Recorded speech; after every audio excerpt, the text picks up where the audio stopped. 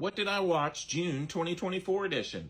I started off with two Zorro movies. I've got The Mask of Zorro and The Legend of Zorro. I just got these movies in 4K. I think I had them on DVD originally. It had been a while since I've seen a Mask of Zorro. Great. Antonio Banderas, Catherine Zeta-Jones. Great movie. When I was watching this, I was like, man, there's a lot of stuff that, like the music, some of the action set pieces I had seen in other movies, which is always interesting when people take inspiration from things of the past. Legend of Zorro, not quite as good as I remember it. I still enjoy it. The villain's weaker. It doesn't have quite as good of a story as The Mask.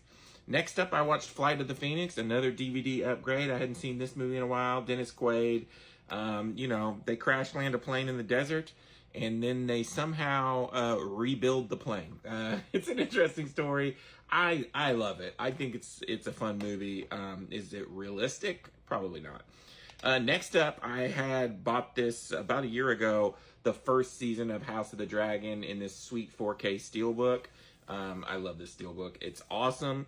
And I love this show. This show was amazing. It was my best show the year it came out. And I've watched the 3 or 4 episodes of the second season so far, and it is as awesome as the first season. I'm really, really enjoying House of the Dragon. Next up, I watched Inside Out before I went to go see Inside Out 2. Famously, I think Inside Out's a little overrated, but I do enjoy it, and I think the new one was just as good as the first one, in my opinion.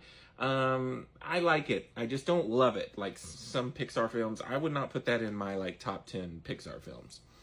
And then lastly, I watched the Despicable Me trilogy. I love the first 2 Despicable Me's. I think they're some of Illumination's best films. Despicable Me 3, I feel like they just made it just like some kind of contractual agreement. Like there's no real story in this one.